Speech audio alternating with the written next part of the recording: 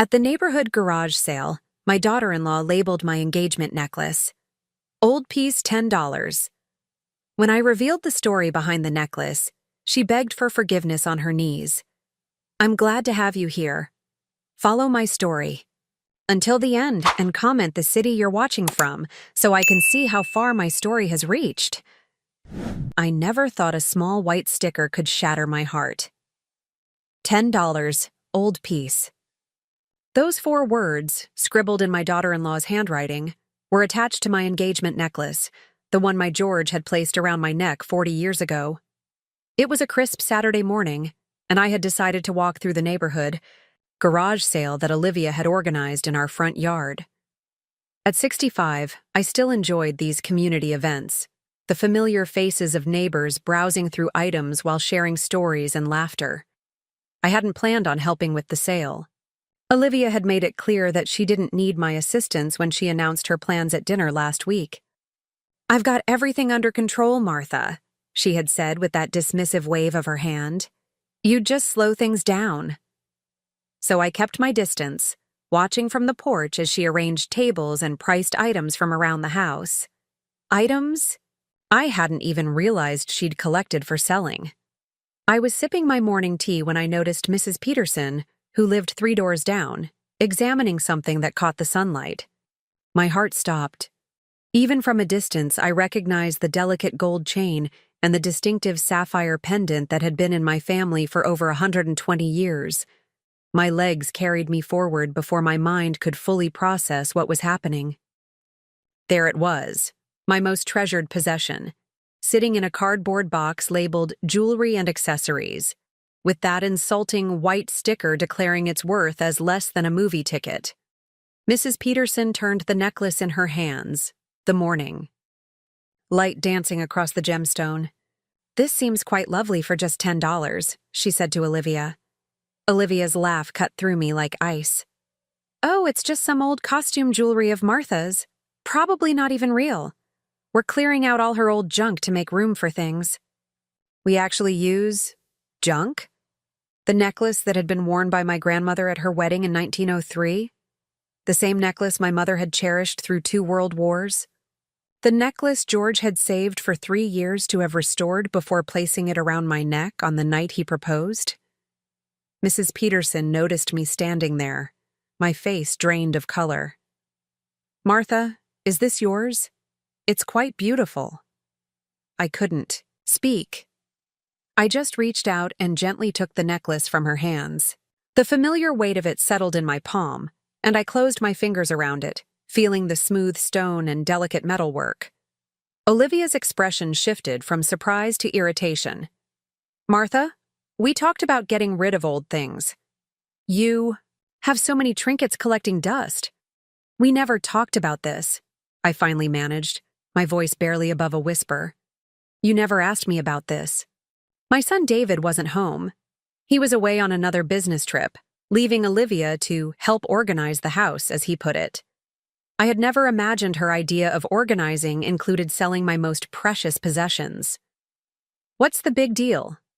Olivia rolled her eyes. "It's just an old necklace." Something broke inside me at that moment. After 3 years of biting my tongue, of watching Olivia gradually take over my home since she and David moved in after George's death, of retreating further into myself to keep the peace, I finally found my voice. "This necklace," I began, feeling strength rising in my chest, "belonged to my grandmother, who wore it when she married my grandfather in 1903. During the Depression, when they lost everything, she refused to sell this, even when they couldn't afford to eat. My mother wore it on her wedding day, and then on the day I was born." I took a breath, aware that several neighbors had stopped to listen. "George spent 3 years saving money to have it professionally restored before he proposed to me. He placed it around my neck the night he asked me to be his wife. I touched the sapphire, feeling its familiar coolness against my fingertips. I wore it when David was born. I was planning to give it to him to pass on to his own daughter someday." My eyes met Olivia's, and for a brief moment, I saw a flicker of shame cross her face. But it quickly disappeared, replaced by a hardened expression I had come to know all too well. "How was I supposed to know all that?" she snapped. "You never tell us anything about your old things." Mrs. Peterson placed a gentle hand on my arm. "Martha, I had no idea it was so special." I nodded, still clutching the necklace. Neither did Olivia, apparently, because she never bothered to ask. I turned and walked back into the house, the weight of the necklace in my hand the only thing keeping me grounded. Behind me, I could hear Olivia making excuses, laughing it off to the neighbors. "Mother-in-laws and their sentimentality," she said loudly. "Who can keep track of what means what to them?" As I closed the door behind me, I realized something important. I wasn't just losing my possessions. I was losing my voice in my own home. And for the first time since George died, I wondered if allowing David and Olivia to move in had been my greatest mistake. I sat on the edge of my bed, the necklace resting in my palm. My bedroom had become my sanctuary in recent years, the one place Olivia hadn't completely taken over. She'd suggested updating it several times, but I'd held firm. This was still mine. The sapphire caught the afternoon light streaming through the window. I remembered the first time I'd seen it sparkle this way, in George's trembling hands as he knelt before me in the garden of my parents' home. How nervous he had been. This strong man who could build anything, suddenly fumbling with the clasp. "It belonged to your grandmother," he had said. "Your mother thought you should have it now. I had it restored." I traced the delicate gold filigree surrounding the stone. The craftsmanship was exquisite, something no $10 garage sale sticker could ever reflect. A knock on the door pulled me from my memories. "Mom?" David's voice. He must have come home early. "Come in," I said, quickly wiping away tears I hadn't realized were falling. My son's tall frame filled the doorway. At 42, he looked so much like his father, the same broad shoulders, the same kind eyes. But lately, I'd noticed a hesitation in him when he spoke to me, as if he was constantly mediating between his wife and his mother. "Olivia told me what happened," he began, sitting beside me on the bed. "She feels terrible." I doubted that very much, but I kept the thought to myself. "She didn't know the necklace was important," he continued. "You have so many things, Mom. How was she supposed to know?" "She could have asked me," I said quietly. "That's typically what people do before they sell someone else's possessions." David sighed, running a hand through his hair, just like George used to do when he was troubled. "Mom, you know Olivia is just trying to help. This house has so much stuff. Since Dad died, you haven't been very good at letting things go." I closed my fingers around the necklace. "There's a difference between stuff and treasured family heirlooms, David." I know. He patted my hand. "But honestly, Mom, sometimes it's hard to tell which is which. You keep everything." Did I? I looked around my bedroom. Yes, there were photographs on every surface, books that George and I had read together, the quilt my mother had made for my wedding. But these weren't just things. They were anchors to a life I'd loved, touchstones to people now gone. "Your father understood the difference," I said softly. A flash of something, guilt perhaps, crossed David's face. He stood up abruptly. "Olivia really is sorry. She's making your favorite dinner tonight as an apology." Pot roast wouldn't fix this, but I nodded anyway. What good would it do to argue? After David left, I walked to my closet and pulled out the old cedar chest where I kept my most precious items. I wanted to be sure everything was still there. The letters George had written me during our courtship, my parents' wedding album, the silver baby rattle that had been David's. As I sorted through the contents, a cold realization washed over me. Several items were missing.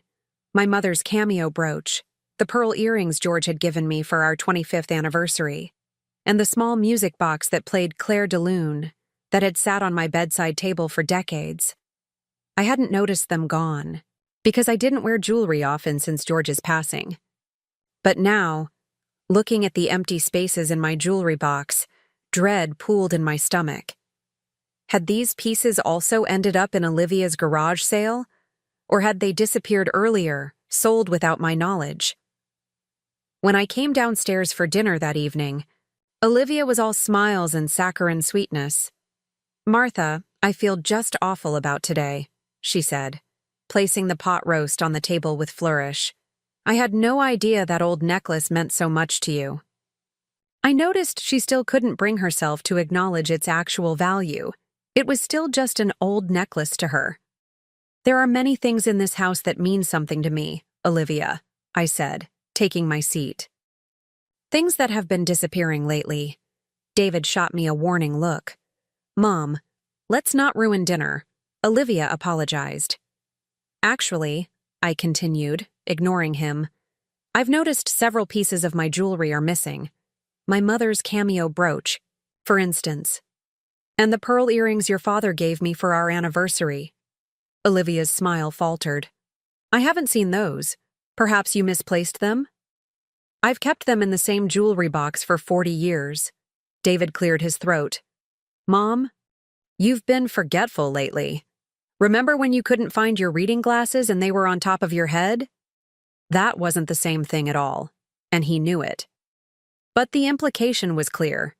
If items were missing, the problem was my memory, not Olivia's actions. "I'm not imagining this, David." An uncomfortable silence fell over the table. David served the pot roast while Olivia poured the wine with hands that trembled slightly. I noticed her exchange a quick glance with my son, a look I couldn't quite decipher. Later that night, as I prepared for bed, I heard them arguing in hushed tones down the hall. I couldn't make out the words, but the tension in their voices was unmistakable. I placed the necklace carefully in my bedside drawer, tucking it beneath my Bible where I hoped it would be safe. As I did, I remembered something George had told me just before he died. "Don't let anyone make you small in your own home, Martha. This is your castle, your legacy." I had let myself become small, retreating to my bedroom, giving up my voice, watching as Olivia gradually took control of the house and David became increasingly distant. For 3 years I'd told myself it was better this way, that having family around was worth the compromises. But as I lay in bed that night, I wondered, at what point does compromise become surrender? And what else would I lose before I found the courage to stand up for myself? The doorbell rang just as I was finishing my morning tea. 3 days had passed since the garage sale incident, and an uneasy truce had settled over the house. Olivia was overly polite, David was rarely home, and I had taken to keeping my bedroom door locked when I wasn't in it. I opened the front door to find Evelyn Baker, my neighbor from across the street, standing there with a small wrapped package. "Martha, I hope I'm not disturbing you," she said, her kind eyes crinkling at the corners. "I wanted to return this to you." She handed me the package. "I bought it at your garage sale, but when I heard what happened with your necklace, I realized you might not have known about this either." My hands trembled slightly as I unwrapped the tissue paper. Inside was my mother's silver and turquoise brooch, the one she'd worn every Sunday to church for 40 years. "Evelyn," I whispered. "Thank you. I had no idea this was gone." "I paid $20 for it," she said. "But I don't want your money back. I just thought you should have it." I invited her in for coffee, my mind racing. How many other treasures had Olivia sold without my knowledge? The young lady, your daughter-in-law, said you were downsizing. Evelyn explained as we sat at the kitchen table. "She mentioned you were moving to a retirement community soon." The cup nearly slipped from my hand. "She said what?" Evelyn looked uncomfortable. "That you were selling things because you'd be moving to a smaller place. Willowbrook Retirement Village, I think she said." I'd never heard of Willowbrook, and I certainly had no plans to move anywhere. George and I had built this house together 40 years ago, chosen every fixture, planted every tree in the yard.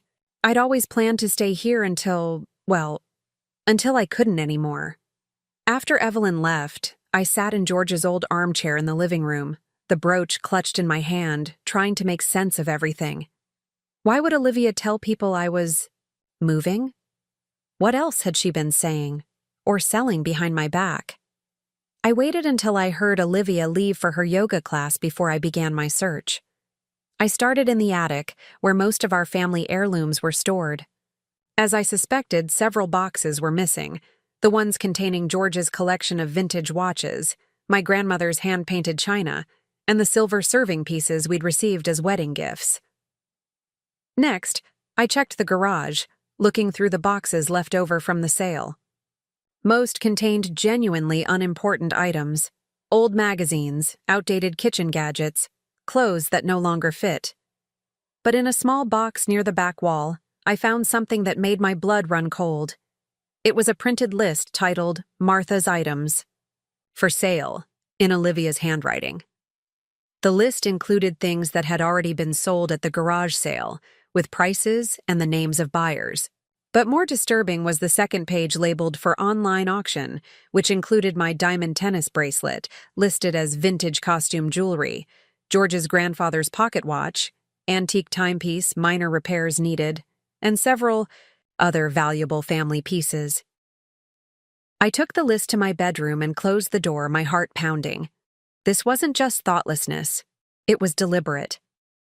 Olivia was systematically selling off my possessions while telling the neighborhood I was moving to a retirement home. I was still sitting there, trying to decide what to do, when I heard David's car pull into the driveway. He wasn't supposed to be home until evening. I tucked the list into my sweater pocket and went downstairs. He was in the kitchen, pouring himself a glass of water, his face drawn and tired. "You're home early," I said. "Meeting got canceled." He leaned against the counter, not quite meeting, my eyes. "Mom, we need to talk." Something in his tone made me wary. "About what?" He sighed. "Olivia thinks, we both think, it might be time to consider some changes." "What kind of changes?" But I already knew. "You're getting older, Mom. This house is too big for you to manage alone. And honestly, having 3 adults under one roof isn't working as well as we'd hoped." "I see," I said carefully. "And who would stay in the house? You and Olivia?"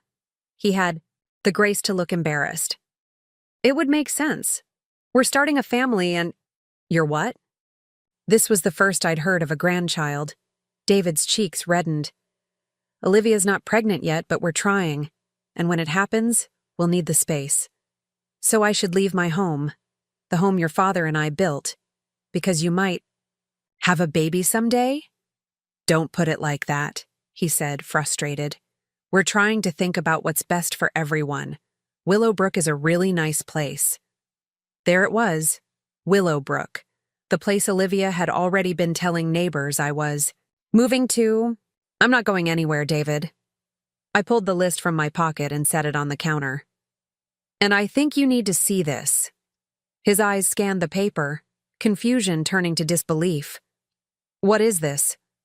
"A list of my possessions that your wife has been selling without my knowledge. Some at the garage sale, others planned for online auctions."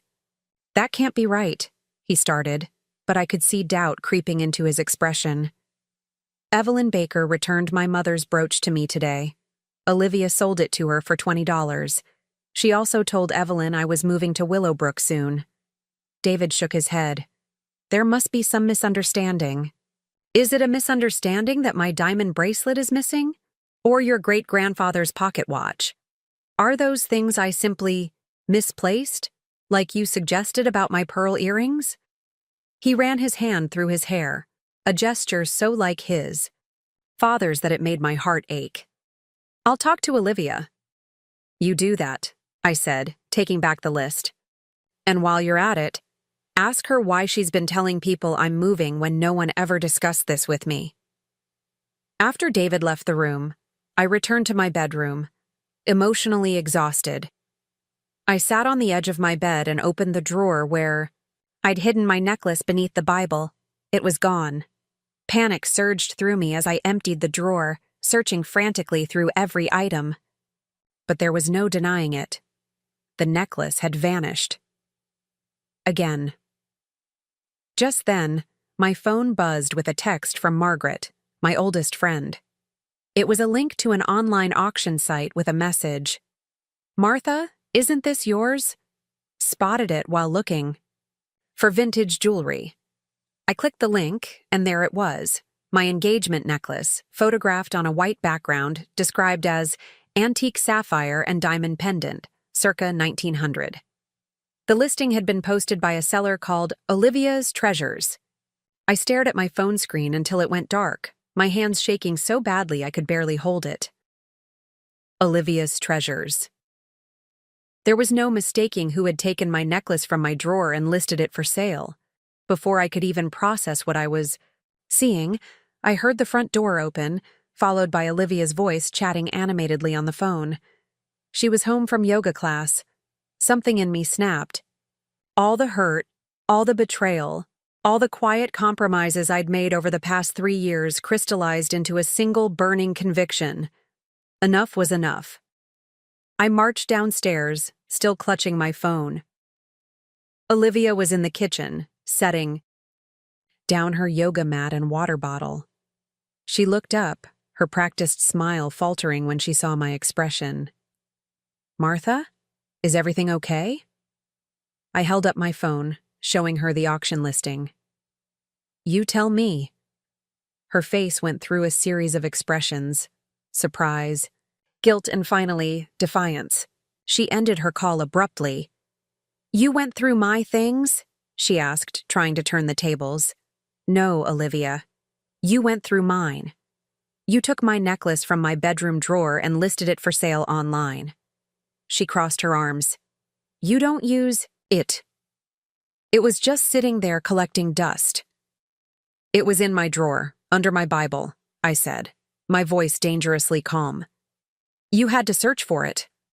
"David and I were discussing downsizing your things," she said, as if this explained everything. "You have so much stuff, Martha. It's not healthy." "So you decided to steal my possessions and sell them? After I explicitly told you how important that necklace is to me?" She sighed dramatically. "You're overreacting. It's just old jewelry. It's my history. My family's history." I took a step closer to her. "And you have no right to take it from me." Olivia's eyes narrowed. "This house is too full of the past. Too full of George. David can't even breathe in here sometimes because everything reminds him of his father." "Did David tell you that?" I asked, though I already knew the answer. "He doesn't have to. I see how he looks at all these relics. They're holding everyone back." "They're not holding anyone back. They're reminders of love, of family." She laughed, a cold sound that echoed in the kitchen. "Family? Is that what you call it? Do you know what it's like living in the shadow of St. George? And Perfect Martha? The couple who had the ideal marriage, the perfect love story." I was stunned into silence. Was that how she saw us? "David feels like he can never measure up," she continued, her voice rising. "His father was such a wonderful man, such a devoted husband. And you're the grieving widow who sacrificed everything for her family." "I never claimed to be perfect," I said quietly. "You don't have to. It's in every picture on the wall, every story you tell, every treasure you cling to." The front door opened and David walked in. He stopped short when he saw us standing there, tension crackling in the air. "What's going on?" he asked, looking from me to Olivia. I handed him my phone. "Your wife stole my necklace from my bedroom and listed it for sale online." David's face paled as he stared at the screen. "Olivia? Is this true?" For a moment, she seemed caught off guard by his presence. Then her expression changed, her eyes filling with tears. "I was just trying to help," she said, her voice breaking. Martha has so many things, and we need to prepare for the baby. I thought if we could sell some of the items she doesn't use, it would make the transition easier. What transition? I asked sharply. David looked uncomfortable. We were going to talk about it more tonight, Mom. About the possibility of you moving to Willowbrook. You mean the place Olivia has already been telling neighbors I'm moving to? The place she's been using as an excuse to sell my possessions? It's not like that, David started, but I cut him off. I found her list, David. A detailed inventory of my things she's already sold and what she plans to sell next. I watched my son's face as he struggled to reconcile his wife's actions with the excuses he'd been making for her. For the first time, doubt flickered in his eyes. Olivia, he said slowly. Did you take the necklace from Mom's room? She hesitated, then straightened her shoulders. Yes, I did. But not for the reasons she's implying. I just thought it was time to let go of some of these old things. It wasn't yours to decide, I said. I'm your daughter-in-law. I live in this house too. I should have some say in what happens here. Not when it comes to my personal possessions, I said firmly. Not when it comes to deciding where I live. David rubbed his forehead. Mom, no one is trying to force you out. We were just going to discuss options. While Olivia was already selling my things and telling the neighborhood I was moving, I shook my head. That doesn't sound like a discussion to me. It sounds like a decision you two already made. Olivia stepped closer to David, placing her hand on his arm. I was trying to help organize things. Your mother keeps everything, David. The house is cluttered with the past. My memories are not clutter, I said, my voice breaking slightly. And this is still my home. David looked torn, caught between his wife and his mother. The old Martha might have backed down then, might have tried to smooth things over to keep the peace, but I wasn't that woman anymore. I want my necklace back, I said, and everything else Olivia has taken. Of course, David said quickly. Olivia will cancel the listing right away. Olivia's eyes flashed with anger. So you're taking her side? There shouldn't be sides, he said, visibly frustrated. This is Mom's house, and those are her things. And what about our future? Our baby? We need more space, not less. David's expression changed. There is no baby yet, Olivia. And even if there was, that doesn't give us the right to push Mom out of her own home or sell her possessions. Olivia stared at him, her face flushing. I see. She turned to me, her voice cold. You've always had him wrapped around your finger, haven't you, Martha? Poor, sweet, widowed Martha, all alone in this big house with her precious memories. That's enough, David said sharply. But Olivia wasn't finished. You think I don't see? Through you? You've been manipulating David since the day we got married, making him feel guilty for not being here more often, using his father's memory to control him. Olivia, stop, David warned. Why should I? She needs to hear this. She needs to understand that she can't keep living in the past. George is gone. Martha, and all these things you're hoarding won't bring him back. The kitchen fell silent. I felt as if I'd been slapped, but beneath the sting of her words, a strange calm settled over me. I finally understood what this was really about.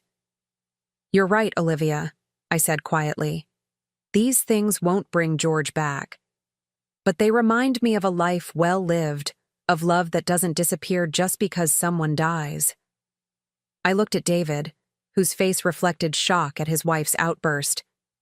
I'm not leaving my home, and I expect everything that's been taken to be returned immediately.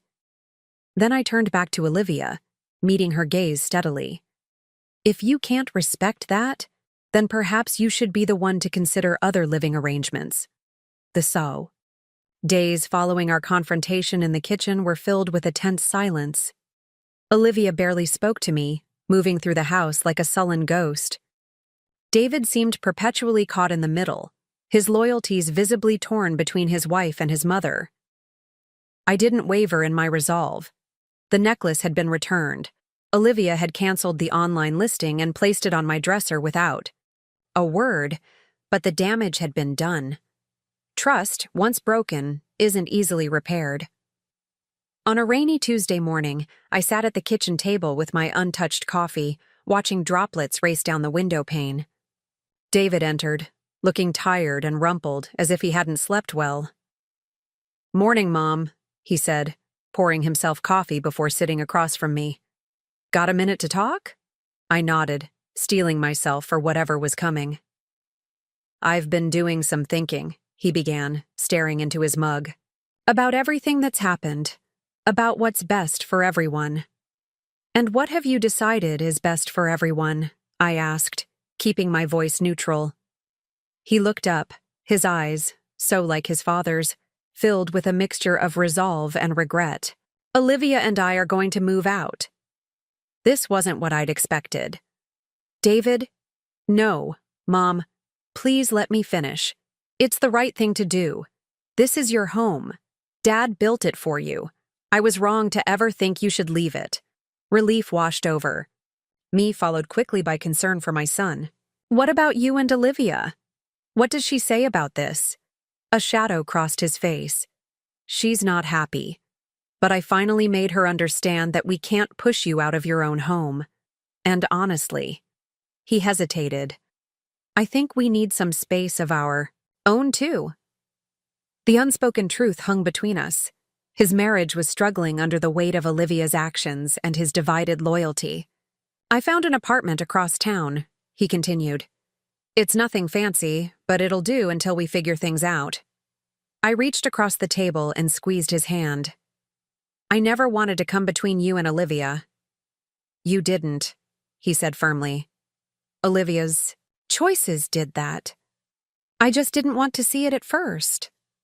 We talked for nearly an hour, really talked, in a way we hadn't since before George died. David admitted he'd been blind to Olivia's behavior, making excuses because it was easier than confronting the truth. He apologized for not standing up for me sooner, for allowing me to be pushed to the margins of my own home. "Dad would be ashamed of me," he said at one point, his voice breaking. "No," I said gently. "Your father understood that love sometimes clouds our judgment. He would just want you to do what's right now." Later that afternoon, as I was tending to the roses George and I had planted years ago, Olivia approached me in the garden. She stood awkwardly, arms crossed, her usually perfect appearance slightly disheveled. "David says we're moving out by the end of the week," she said without preamble. I straightened up, brushing soil from my gardening gloves. "Yes, he told me this morning." "You must be happy," she said bitterly. "You won." "This isn't about winning or losing, Olivia, isn't it?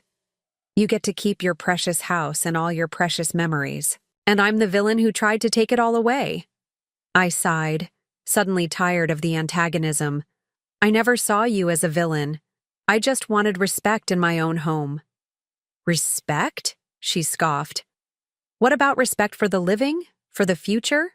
This whole house is a shrine to the past, to George." There it was again. The resentment of a man she'd never even met. George had died a year before she and David married.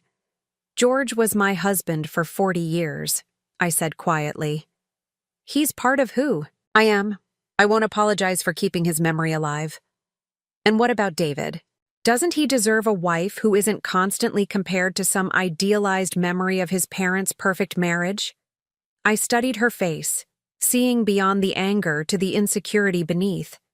"Is that what you think happens? That I compare you to my marriage with George?" She looked away. "Everyone does. Martha and George were so in love. Martha and George never argued. Martha and George built this house with their own hands. How am I supposed to compete with a ghost?" For the first time, I felt a flicker of sympathy for my daughter-in-law. "Marriage isn't a competition, Olivia. And for what it's worth, George and I argued plenty. We struggled, we compromised. Not according to the stories David tells. According to him, you two were perfect." I smiled sadly. "Memory is kind that way. It softens the rough edges. Olivia was quiet for a moment, then asked, "Did you ever think about moving on? After George died?" The question caught me off guard. Moving on? Dating. Finding someone new. I shook my head. I had 40 wonderful years with the love of my life. I'm content with my memories. "See, that's what I don't understand," she said, frustration edging her voice. "How can memories be enough? They're not real. They're just echoes." "They're real to me," I said simply. "They're part of what makes me who I am today." She stared at me for a long moment, as if trying to understand something fundamentally foreign to her. Then she shrugged. "Well, you'll have your house to yourself again soon. You can fill it with as many memories as you want." As she turned to leave, I called after her. "Olivia." She paused. "I hope you and David find happiness in your new place. And I hope someday you'll understand that there's room in life for both the past and the future." She didn't respond, just continued walking toward the house. The next few days passed in a flurry of boxes and packing tape. I stayed out of the way as David and Olivia prepared for their move, offering help only when asked. Most of the furniture was mine, so they were primarily packing personal belongings and kitchen items they'd accumulated during their time here. On their last evening in the house, David knocked on my bedroom door. When I opened it, he was holding a small box. "I found these in Olivia's closet," he said, handing it to me. "I think they belong to you." Inside were my missing pearl earrings, my mother's cameo brooch that Evelyn had returned, and several other pieces of jewelry I'd thought were lost forever. "Thank you," I said, touched by his honesty. He shifted uncomfortably. "There's something else." From his pocket, he pulled out a piece of paper and handed it to me. It was a receipt from a pawn shop, dated 3 months earlier, listing several items including gold pocket watch and diamond tennis bracelet. "I'm so sorry, Mom," he said, his voice thick with emotion. "I didn't know. I'll try to get them back, I promise." I folded the receipt and handed it back to him. "Some things can't be recovered, David, but I appreciate you telling me the truth." He nodded, blinking back tears. "I've been such a fool." "We all make mistakes," I said gently. "What matters is how we make them right." Later that night, as I lay in bed listening to the quiet sounds of an emptying house, my thoughts turned to George. What would he think of all this? Of the woman I'd become in his absence? Of the stand I'd finally taken? I could almost hear his voice. "It's about time, Martha. It's about time." The Price of Memories. Chapter 6.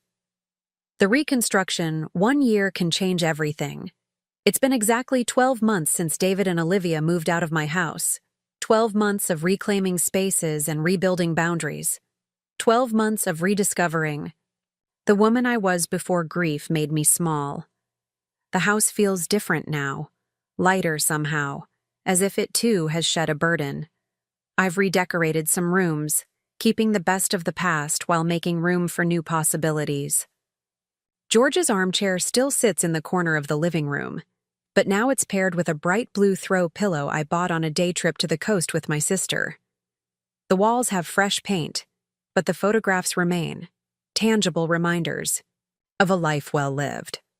This morning, I'm preparing for a special occasion.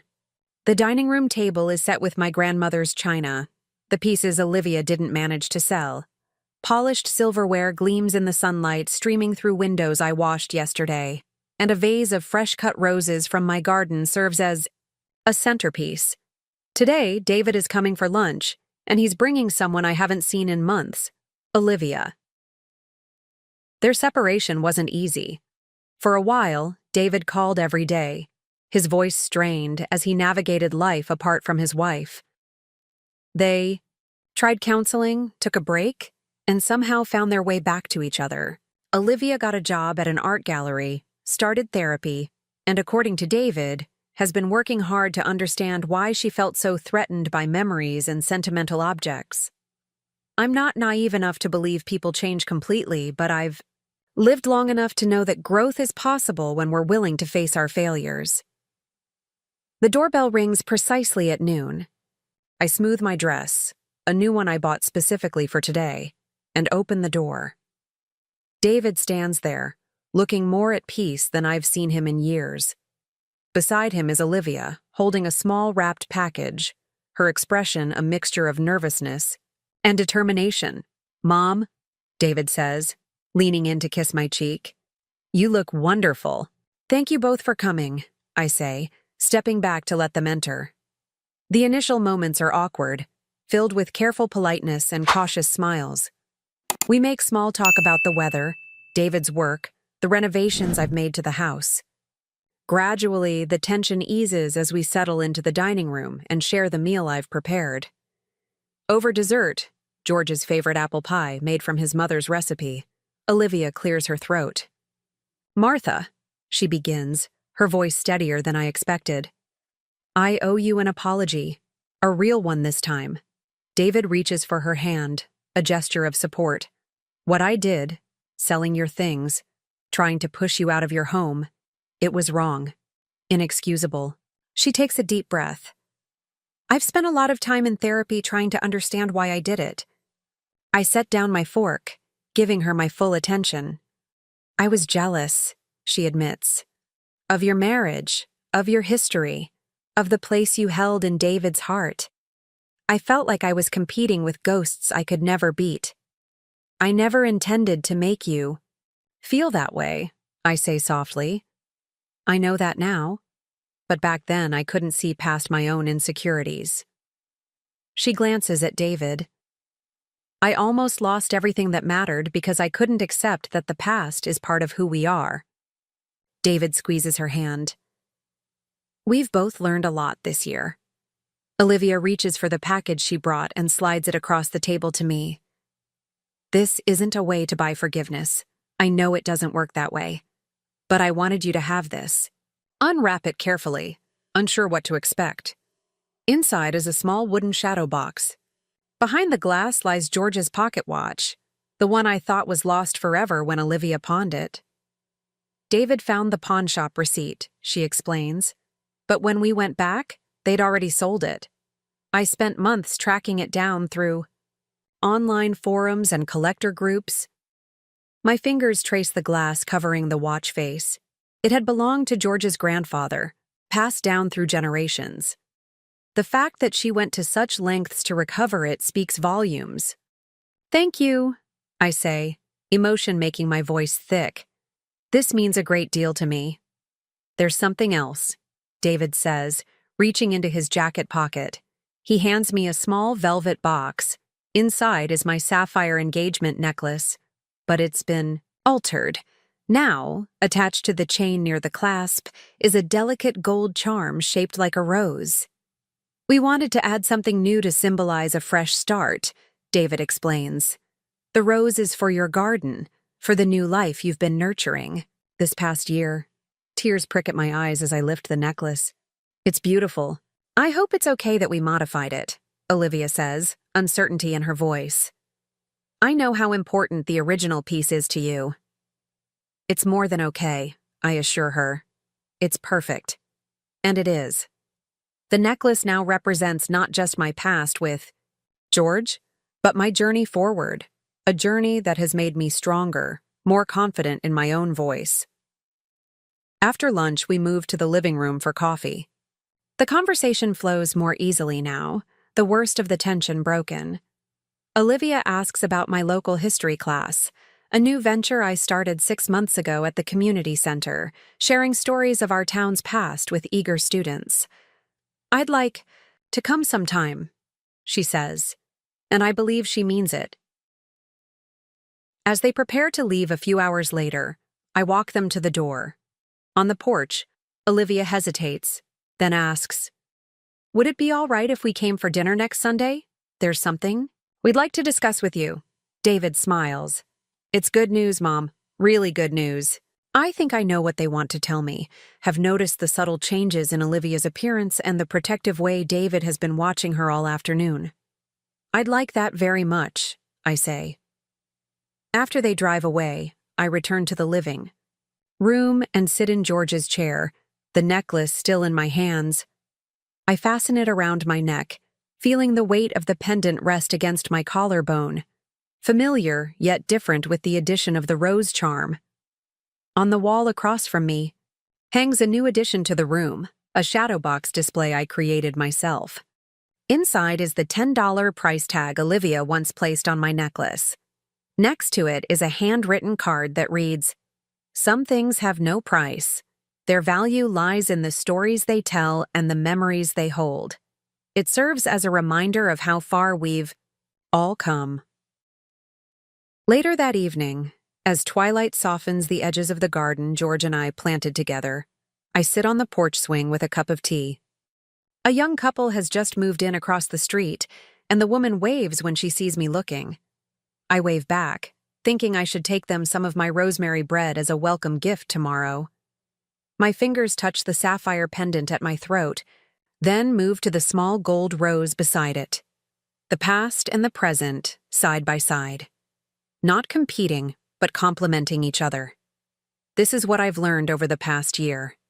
Memories are not meant to be locked away like museum pieces, nor should they be discarded as irrelevant. They are meant to be touchstones, guiding us forward while honoring where we've been. A light breeze rustles the roses, carrying their sweet scent across the yard. Somewhere in that gentle wind, I feel George's presence, not as a ghost I'm clinging to, but as part of the foundation that makes me who I am. "I'm doing well, my love," I whisper to the evening air. Better than I ever imagined. And for the first time in years, I truly believe it.